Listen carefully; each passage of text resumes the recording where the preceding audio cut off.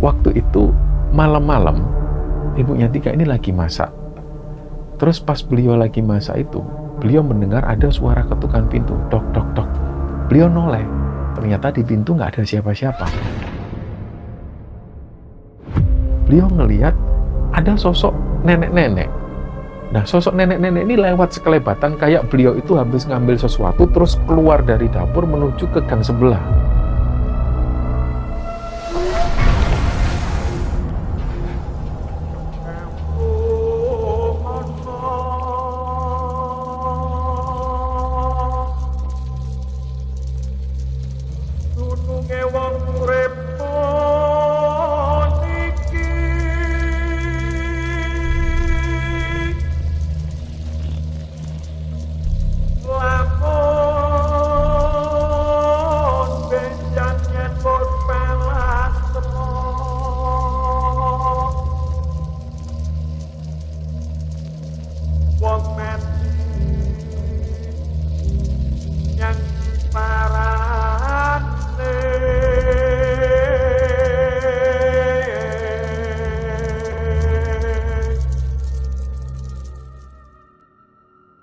Bismillahirrahmanirrahim. Assalamualaikum warahmatullahi wabarakatuh. Sobat Gembara Sunyi dimanapun teman-teman berada. Pada kesempatan kali ini kami akan membagikan cerita yang dikirim oleh Sobat Gembara yang bernama Tika yang asalnya dari Surabaya, Jawa Timur. Sebelum kita masuk ke ceritanya, untuk teman-teman yang nonton tayangan ini dan belum subscribe, jangan lupa untuk subscribe lebih dulu agar channel Gembara Sunyi ini lebih berkembang lagi dan kami lebih bersemangat lagi dalam membuat konten-konten terbaru di Gembara Sunyi. Dan untuk teman-teman yang telah mendukung kami sejauh ini, kami mengucapkan terima kasih banyak. Semoga amal kebaikan teman-teman dibalas kebaikan berlipat oleh Allah Subhanahu wa Ta'ala.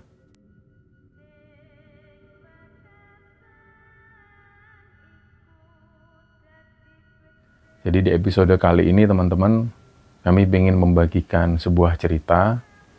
Cerita ini dikirim oleh Sobat Gembara yang bernama Tika. Mbak Tika ini asalnya dari kota Surabaya. Dia dari kecil, dari sejak lahir sampai dia dewasa tinggal di Surabaya di perkampungan padat penduduk ini. Nah, kata Tika, dia ini tinggal di sebuah rumah. Rumahnya itu merupakan rumah dengan bangunan tua, di mana dulu di situ kakek dan buyutnya pernah tinggal di sana. Kakek dan neneknya juga pernah tinggal di situ, sampai kemudian saudara-saudara dari ibunya juga kecil dan besar di sana. Hingga sampai kemudian Tika ini duduk di bangku kelas 2 SMP, yang tinggal di rumah tersebut adalah ibunya Tika dan juga satu orang omnya Tika. Sementara yang lain ini sudah berpencar semua, sudah berumah tangga dan sudah tinggal di rumahnya masing-masing. Ada yang di Surabaya, ada juga yang tinggalnya di Madura, ada juga yang tinggalnya di Banyuwangi, pokoknya berpencar semua. Nah, menurut Tika, ketika dia kecil tinggal di sana, lingkungan di sana itu sangat asri sekali. Terus tetangga-tetangganya itu juga orang-orangnya baik. Di situ ketika Tika ini kelas 2 SMP, dia kenal betul dengan seseorang nenek-nenek di situ. Rumahnya ini persis di seberang rumah Tika. Beliau itu panggilannya Mbah Konang. Kata ibunya Tika dulu, di era-era ketika minyak tanah ini masih menguasai, masih merajai, beliau ini adalah juragan minyak tanah. Mungkin ada teman-teman yang belum ingat masa-masa itu, mungkin tidak mengalami masa-masa itu, di mana sebelum adanya kompor gas LPG itu dulu orang-orang memasak itu menggunakan kompor yang berbahan bakar minyak tanah. Ada juga yang berjualan minyak tanah itu sambil keliling. Nah, dulu si Mbah Konang ini adalah juragan minyak tanah. Beliau punya 3 orang anak. Anak yang pertama perempuan dan yang kedua laki-laki, yang ketiga juga laki-laki. Ketika suami Mbah Konang ini meninggal, Mbah Konang tinggal di sana bersama anak laki-lakinya yang paling terakhir, namanya Mas Ferry, dan istri dari Mas Ferry ini namanya Mbak Susanti. Usia mereka ini 5 tahun di bawah ibunya Tika. Nah, ketika Tika ini duduk di bangku kelas 2 SMP itu, ada sebuah peristiwa. Jadi Mbah Konang ini punya kebiasaan, setiap kali ibunya Tika masak sesuatu, Mbah Konang itu selalu menghampiri. Jadi beliau selalu ngomong ke ibunya Tika, "Kowe masak apa?" Terus di situ selalu ibunya Tika ini ngasih satu mangkok atau satu porsi kepada Mbah Konang. Dan Mbah Konang itu selalu bilang bahwa iku loh masakannya mantuku gak enak. Masakan menantuku itu gak enak. Yang dimaksud ini adalah Mbak Susanti itu, istri dari Mas Ferry. Nah, anak pertama dan anak kedua Mbah Konang ini sudah nggak tinggal di situ lagi.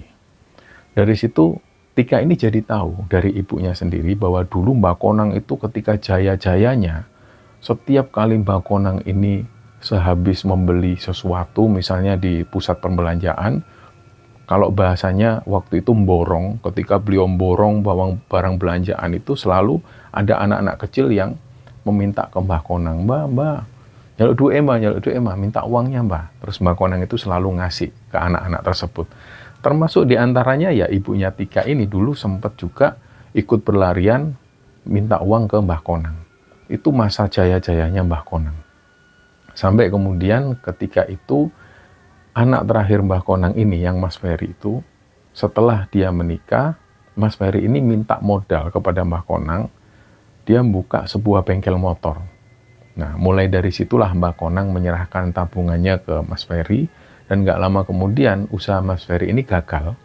Dia ganti usaha lain, Mbah Konang masih terus menyubsidi. Mbah Konang masih terus memodali. Sampai suatu ketika benar-benar uang tabungan dari Mbah Konang ini ludes. Gak tersisa lagi.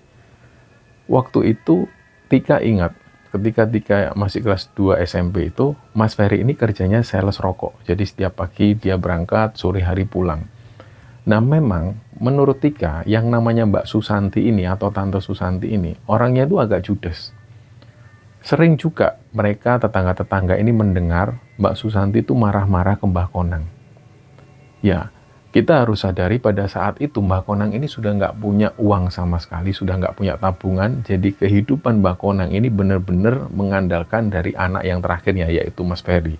Sementara anak-anak yang lain ini kalau mengirimi uang Mbah Konang itu kadang 3 bulan sekali, kadang juga menjelang momen lebaran, seperti itulah kondisi Mbah Konang.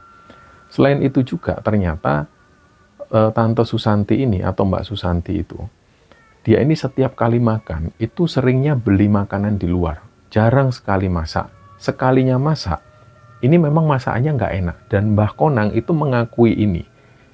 Jadi inilah kenapa Mbah Konang sering kali mampir ke rumah ibunya Tika untuk minta makan. Suatu ketika, Mbak Susanti ini tahu ketika Mbah Konang minta makanan ke ibunya Tika. Dia marah-marah. Katanya mempermalukan keluarga lah dan lain sebagainya. Sementara ibunya Tika ini menjelaskan ke Mbak Susanti, sudah enggak apa-apa wong ini, Mbah Konang ini sudah kayak ibuku sendiri. Sudahlah biarin makan di sini. Nah, hal ini pun akhirnya sempat berhenti untuk beberapa saat. Adalah sekitar 3 bulanan, Mbah Konang nggak pernah lagi berkunjung ke rumah Tika, karena setelah dimarah-marahi oleh Mbak Susanti itu, nah suatu ketika, ibunya Tika ini masak masakan gudeg. Memang keluarga Tika ini asalnya dari Jogja kebanyakan, dan ketika masak gudeg, ibunya Tika selalu ingat dengan Mbah Konang, karena Mbah Konang selalu suka dengan masakan gudeg keluarga dari ibunya Tika ini. Dan ketika masak gudeg itu, ibunya Tika sengaja untuk manggil Mbah Konang. Mbah, dibisikin lah. Waktu itu Mbak Susanti ini nggak ada di rumah. Mbah, ayo nang omah, mangan gudeg. Aku masak gudeg. Ayo ke rumahku, kita makan gudeg. Aku kebetulan lagi masak gudeg. Waktu itu Mbah Konang ini kayak agak takut ekspresi wajahnya. Terus ibunya Tika bilang, sudah nggak apa-apa, Susanti nggak ada kok. Ayo ke rumahku. Akhirnya Mbah Konang pun mau.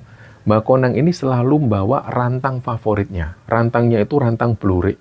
Mungkin teman-teman tahu rantang yang blurik warnanya hijau itu, dia selalu membawa itu. Jadi ketika nanti sudah sampai di rumah ibunya Tika itu, makanan-makanan ini selalu ditaruh di rantang blurik tersebut, terus dibawa pulang.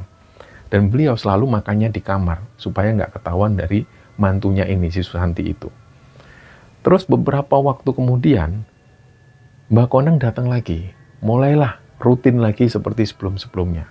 Dia selalu tanya, masa opo? Selalu tanya ke ibunya Tika ini. Nah, sampai suatu ketika, tiba-tiba ada perubahan dari diri Mbah Konang. Jadi Mbah Konang ini kayak orang stres. Tiba-tiba beliau teriak-teriak sendiri. Terus tiba-tiba beliau itu pernah nggak pulang sampai 1 harian. Dia nggak tahu kemana. Dan disitulah para tetangga ini juga heran dengan perubahan perilaku dari Mbah Konang. Banyak yang mengira Mbak Konang ini stres pasti dengan tekanan dari mantunya terutama. Semua orang juga tahu bahwa Mas Ferry ini nggak ada taringnya di depan istrinya itu. Jadi dari sinilah Mbak Susanti itu yang berkuasa penuh di sana. Orang-orang itu menyesalkan dengan sikap dari Mbak Susanti kepada Mbak Konang. Karena orang-orang tahu semua ketika Mbak Susanti dan Mas Ferry ini menikah pertama kalinya, yang memodali pernikahan itu juga Mbak Konang sepenuhnya. Karena waktu itu Mbak Konang masih punya banyak tabungan, masih jaya-jayanya. Dan ketika Mas Ferry ini usaha buka bengkel motor, itu juga uang tabungan Mbak Konang. Dan ketika Mbak Konang ini sudah nggak ada tabungan lagi, Mbak Konang sepenuhnya menggantungkan hidupnya kepada Ferry dan Susanti. Perlakuan Susanti itu semena-mena. Inilah yang membuat orang-orang itu kecewa dengan Susanti terutama. Apalagi Susanti ini bukan warga asli sana. Dengar-dengar Susanti ini kabarnya dari luar Jawa. Nggak tahu dari mana. Nah, pokoknya setelah itu ada perubahan perilaku dari Mbak Konang ini. Sikapnya itu aneh. Ibunya Tika di situ merasa karena Mbak Konang ini sudah dianggap ibunya sendiri, apalagi beliau itu juga kadang-kadang sering minta makanan ke ibunya Tika, beliau merasa tergugah si ibunya Tika ini. Beliau hampirilah Mbak Konang, dihampiri, ditanya, "Mbah, sampean ini kenapa kok tiba-tiba teriak-teriak sendiri? Kalau ada masalah ngomong, ayo tak masakin sesuatu." Nah, waktu itulah ibunya Tika melihat sendiri perubahan sikap dari Mbak Konang. Mbak Konang itu melotot ke arah ibunya Tika, terus kayak marah, dan hampir-hampir waktu itu ibunya Tika ini mau diludahi oleh Mbak Konang. Jadi serasa nggak percaya, kayak yang dihadapi ini bukan Mbak Konang, kayak orang lain. Akhirnya ya mau nggak mau ibunya Tika pun pulang. Dia cerita ke Tika, "Dek, itu loh Mbak Konang itu loh, kok berubah ya sikapnya ya? Kok ibu itu tadi mau diludahi?" Berjalannya waktu, perubahan sikap dari Mbak Konang ini malah semakin menjadi-jadi. Suatu ketika ada warga yang melihat. Jadi ceritanya si warga ini salah satu ayamnya itu mati. Terus Mbak Konang ini kebetulan lewat. Nah, si warga ini sebenarnya mau membuang bangkai ayam tersebut. Pas kebetulan Mbak Konang lewat, Mbak Konang bilang, "Arep digoneng di ku PTE. Mati, Mbak. Mati dipendem ini mau dikuburkan." "Wes kene, tak pendemi, sini tak kuburkan." Dibawalah oleh Mbak Konang, si tetangga ini nggak tahu menau, dikiranya Mbak Konang ini akan menguburkan bangkai ayam tersebut. Ternyata yang terjadi setelahnya, sore itu ada salah satu warga yang melihat Mbak Konang ini berada di lapangan belakang. Jadi di belakang perkampungan itu ada lapangan, nggak terlalu besar. Di situ Mbak Konang ini membakar bangkai ayam tersebut, terus memakan bangkai ayam ini. Nah, mengetahui hal tersebut, orang-orang itu langsung berusaha mencegah Mbak Konang supaya nggak makan bangkai ayam ini. Tapi Mbak Konang itu menikmati ayam panggang yang terbuat dari bangkai ayam itu. Nah, hal ini diketahui oleh Susanti dan juga Mas Ferry. Mereka marah-marah, terus kemudian Mbak Konang ini dikurung di dalam rumah ada sekitar 3 hari 3 malam. Mbak Konang nggak keluar sama sekali. Sampai pada akhirnya warga ini kasihan banget dengan Mbak Konang. Mereka percaya bahwa Mbak Konang ini pasti depresi karena sikap dari Ferry dan Susanti, terutama Susanti lah pokoknya. Mereka ini kan nggak tahu ya. Artinya di dalam rumah itu, sebelum Mbak Konang mengalami stres, mengalami depresi ini, mereka nggak tahu bagaimana perlakuan Susanti yang sebenarnya. Lawang Susanti aja ketika terlihat oleh tetangga, terlihat oleh warga, sikapnya seperti itu kasarnya kepada Mbak Konang. Apalagi ketika di dalam rumah nggak kelihatan warga. Pasti lebih keras dari itu. Inilah tanggapan dari warga. Dan sampai pada akhirnya tiba-tiba pada suatu hari Susanti itu menanyakan keberadaan Mbah Konang kepada para tetangga. "Pak, ada yang lihat Mbah Konang enggak?" "Loh, enggak tahu kapan keluarnya." Karena warga waktu itu menilainya Mbah Konang ini sudah 3 harian disekap oleh Susanti dan juga Ferry. Mbah Konang nggak pernah terlihat keluar rumah. Tapi tiba-tiba waktu itu Susanti ini mencari keberadaan Mbah Konang. Orang-orang juga bingung, termasuk ibunya Tika juga sempat ditanya oleh Susanti. "Bu, tahu Mbak Konang nggak, lihat nggak Mbak Konang keluar rumah?" "Ya nggak tahu, wong sudah 3 hari ini nggak keluar kok." Nah, mulailah warga heboh. Dicarilah keberadaan Mbak Konang ini, sampai pada suatu ketika adalah sekitar 2 kiloan dari perkampungan itu, ada perlintasan kereta api. Terus kemudian di situ ada seseorang yang tertabak kereta. Dan kondisinya ini masih tertutup daun pisang. Rame banget di situ. Nggak ada yang menyangka bahwa orang yang tertabak kereta api ini adalah Mbak Konang. Ternyata setelah ada yang melihat bahwa seseorang yang tertabrak kereta ini adalah Mbah Konang, mereka semua heboh. Di situ anehnya Susanti ini ketika ngelihat Mbah Konang yang posisinya sudah menjadi jenazah, sudah jadi mayat, Susanti itu ekspresinya biasa saja. Di situ Susanti langsung menghubungi anak-anak dari Mbah Konang. Nggak lama kemudian anak-anak dari Mbah Konang ini datang dan singkatnya Mbah Konang ini pun dimakamkan.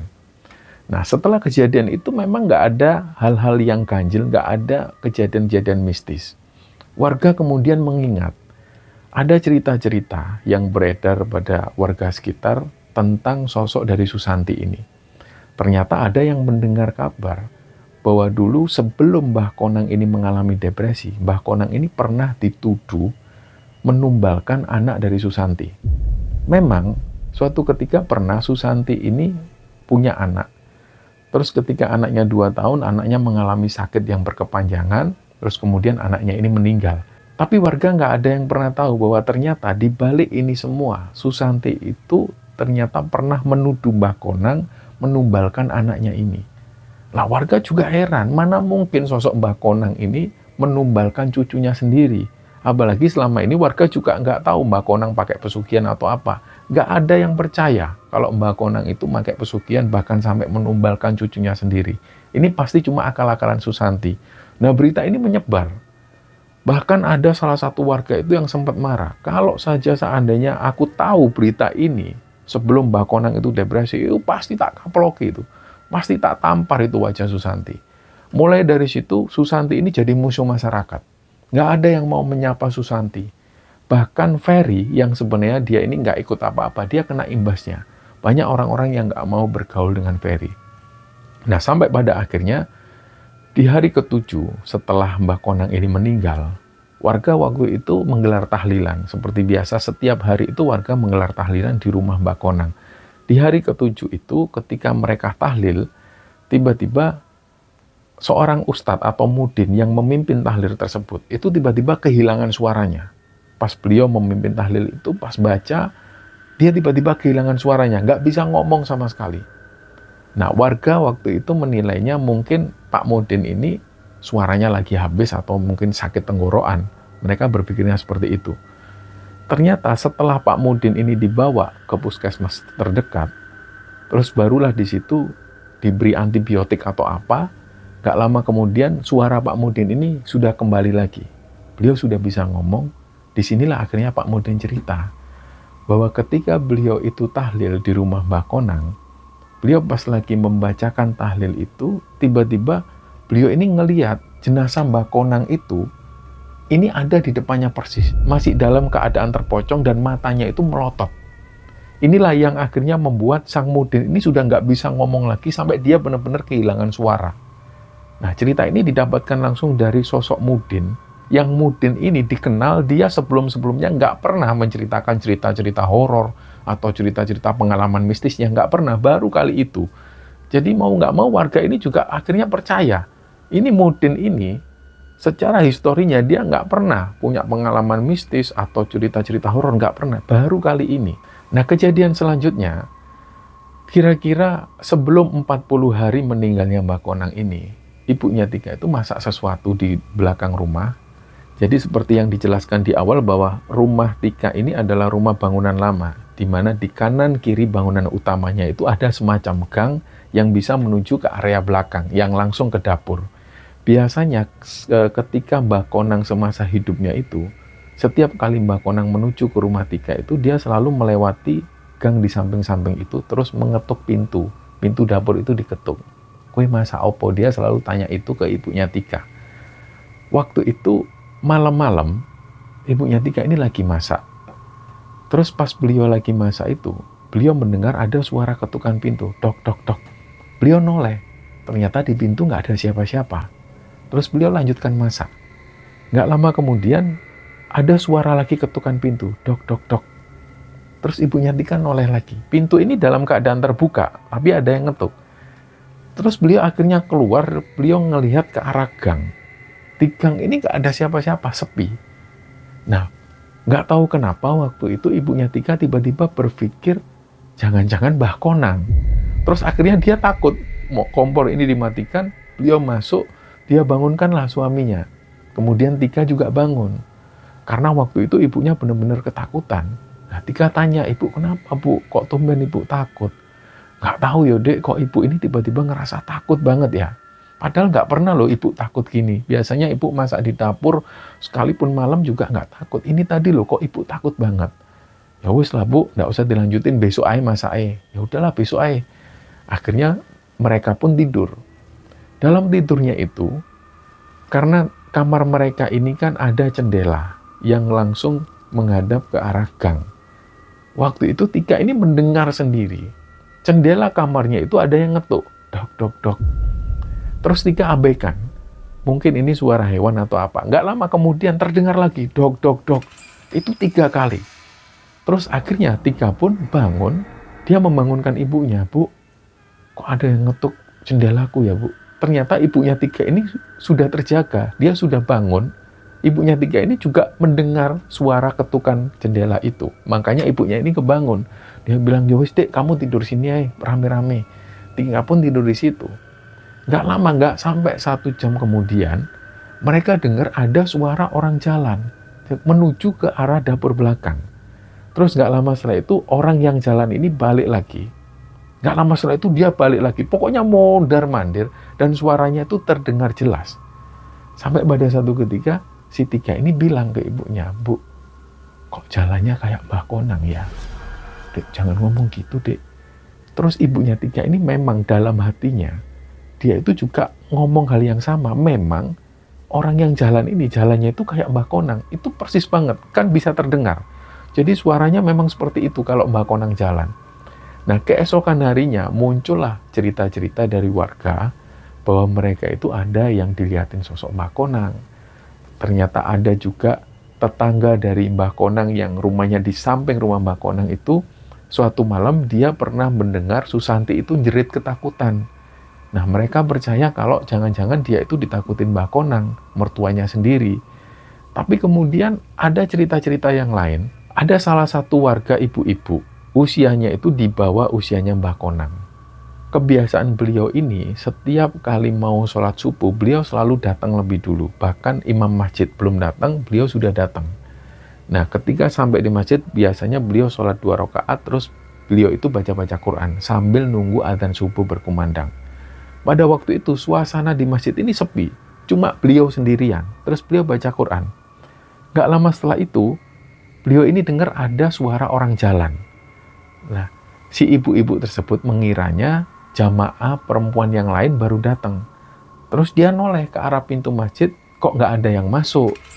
Terus beliau lanjutkan lagi baca Quran, gak lama setelah itu dia dengar lagi ada suara orang jalan. Barulah dia noleh, kok gak ada lagi. Dia pun berdiri, dia keluar dari masjid itu, dia lihat kanan kiri kampung ini sepi. Nah, gak lama setelah itu pas beliau masuk, mau duduk, mau baca Quran, dia dengar, "Wes sobo durung ya." Ada suara seperti itu, dan itu suaranya jelas sekali berasal dari luar. Terus beliau berdiri lagi, dia keluar, dia cari siapa yang ngomong tadi. Ternyata nggak ada siapa-siapa. Barulah di situ dia sadar kalau suara yang didengar barusan ini suaranya Mbah Konang. Memang kadang-kadang Mbah Konang itu juga ikut jamaah subuh di masjid tersebut. Dan dari situlah beliau ini merinding, sampai beliau itu gak berani masuk ke masjid. Dia nunggu di luar. Gak lama setelah itu datanglah jamaah-jamaah yang lain, baru beliau masuk. Dan setelah sholat subuh, dia cerita ke jamaah yang lain bahwa tadi dia mendengar ada suara Mbah Konang. Suaranya ya kira-kira seperti itu. Iki wis subuh durung ya. Ini sudah subuh belum ya. Akhirnya ada pengalaman yang benar-benar membuat ibunya Tika itu merinding. Bapaknya Tika ini kan kerjanya di luar kota. Dan setiap kali mau pulang, beliau selalu pesan ke ibunya Tika, "Bu, masak ini ya, aku lagi pengen ini." Nah, waktu itu, setelah 40 hari meninggalnya Mbah Konang ini, bapaknya Tika ini mau pulang ke rumah dan beliau sudah pesan ke ibunya Tika untuk dimasakkan gudeg. Nah, dari situlah ibunya Tika ini masak gudeg. Memang masak gudeg itu kan lama. Dari pagi beliau masak sampai malam itu belum selesai. Dan kira-kira waktu itu sudah sekitar jam 6:30 malam, beliau masih masak di dapur. Nggak ada orang sama sekali, Tika waktu itu masih les. Terus beliau masak, beliau itu tiba-tiba dengar ada suara langkah kaki orang jalan. Nah, pada waktu itu ibunya Tika ini sudah takut sebenarnya. Terus beliau ini nyoba keluar, dia lihat ke arah gang di samping rumahnya, ternyata nggak ada siapa-siapa. Beliau lanjutkan lagi masak. Di situ sebenarnya dia sudah takut. Dia langsung kepikiran sosoknya Mbah Konang. Nggak tahu kenapa dia kepikiran sosok Mbah Konang. Terus beliau pun masak, dia cepat-cepatkanlah masaknya itu. Sekitar setengah jam kemudian kompor dimatikan, beliau masuk ke ruang tengah. Pas ada di ruang tengah itu, tiba-tiba ibunya Tika ini dengar ada suara benda jatuh. Suaranya itu suara rantang yang jatuh di dapur. Gelontang. Loh, apa ini ya? Akhirnya beliau pun langsung menuju ke dapur dengan perasaan takut. Pas ibunya Tika ini ada di dapur, dia ngeliat rantang blurik kepunyaan Mbah Konang itu sudah ada di sana dan dalam posisi jatuh. Dari situlah beliau ini langsung merinding. Beliau lari langsung keluar rumah. Langsung beliau ini menuju ke rumah salah satu tetangganya. Yang membuat ibunya Tika ini benar-benar takut adalah kenapa rantang Mbah Konang ini tiba-tiba ada di dapurnya ibunya Tika. Nah, setelah kejadian-kejadian yang dialami oleh warga ini, termasuk dialami oleh ibunya Tika, kejadian ini pun tiba-tiba berlalu. Jadi nggak ada lagi teror-teror dari sosok Mbah Konang. Sampai pada akhirnya, ketika Tika ini mengirimkan cerita tersebut, sebelumnya Tika ini pernah mengalami satu kejadian. Jadi ceritanya di bulan Ramadan tahun kemarin, ceritanya itu sebelum hari raya pokoknya, ketika semua keluarga sudah berkumpul di rumah, mereka ini masak gudeg. Seperti biasa kalau keluarga besar berkumpul, kalau nggak masaknya nasi gudeg, ya rendang atau kare. Itu yang selalu mereka masak untuk keluarga besar mereka. Nah, karena waktu itu momennya lebaran semua berkumpul, mereka pengen ada masakan gudeg, selain masakan opor dan lain-lain. Waktu itu tiba-tiba ada salah satu budinya Tika ini yang menuju ke belakang dapur. Ini rumah kondisinya rame, sudah dipenuhi saudara karena besoknya ini sudah sholat Id. Malam itu malam takbir, tiba-tiba pas budinya Tika ini ke belakang, beliau ngelihat ada sosok nenek-nenek. Nah, sosok nenek-nenek ini lewat sekelebatan kayak beliau itu habis ngambil sesuatu terus keluar dari dapur menuju ke gang sebelah. Nah, budenya Tika waktu itu mikirnya, oh mungkin tetangga sebelah. Terus dipanggil lah, "Bule mau kemana, Bule?" Ternyata pas dia noleh ke arah gang itu nggak ada siapa-siapa. Barulah setelah itu budenya Tika ini ngomong ke saudara-saudara yang lain termasuk ke ibunya Tika. "Dek, itu tadi siapa? Nenek-nenek yang dari dapur itu, apa sudah izin ke kamu?" "Nggak ada, Mbak." "Siapa, Mbak?" "Dia nggak tahu, kok tiba-tiba ngambil sesuatu. Apa sudah izin sama kamu?" "Enggak, Mbak." Lah mereka semua penasaran, ini siapa yang barusan dari dapur, sedangkan yang ngelihat sosok perempuan ini atau sosok nenek-nenek ini cuma budenya Tika. Nggak lama setelah itu, sekitar 2 jam kemudian, mereka mendengar semua ada suara gelodakan, ada suara berisik lah di dapur itu, blodak. Langsung beberapa orang, termasuk ibunya Tika, menuju ke dapur. Mereka ngelihat, jadi masakan gudeg yang berada di kuali tanah liat itu, kondisinya kan tertutup sebelumnya. Ini tiba-tiba sudah dalam posisi kebuka dan kayak ada yang baru ngambil gudeg tersebut. Jadi ada beberapa kuah itu yang netes di situ. Jadi kelihatan banget kalau ada yang barusan ngambil. Dan apalagi tutupnya ini kebuka. Mereka heran di situ. Loh, ini siapa yang ngambil, Mbak? Mereka cari di situ, nggak ada orang yang barusan lewat. Mereka, bapak-bapak yang ada di depan, termasuk Pak D-nya Tika yang lagi ngerokok di depan, ditanya oleh budinya Tika dan juga ibunya Tika, "Tadi ada yang masuk nggak ke sini?" "Nggak ada, siapa emangnya?" Nah, sampai cerita ini diceritakan oleh Tika, Mbak Susanti dan juga Mas Ferry masih tinggal di rumah tersebut, dan cerita tentang Mbah Konang ini masih terkenang sampai sekarang. Bagaimanapun juga warga kampung itu menilai bahwa Mbah Konang ini orangnya baik. Ketika di masa jayanya dulu, beliau adalah seorang dermawan, baik kepada anak-anak dan juga tetangga sekitar. Tetangga-tetangga ini yakin bahwa perubahan perilaku yang dialami Mbah Konang seperti depresi dan juga stres, ini jelas karena tekanan dari Susanti. Nah, inilah cerita yang dibagikan oleh Tika kepada Kembar Sunyi, dan semoga kisah ini bisa kita ambil hikmah dan bisa kita ambil pelajaran di dalamnya. Mohon maaf kalau ada salah-salah kata. Wassalamualaikum warahmatullahi wabarakatuh.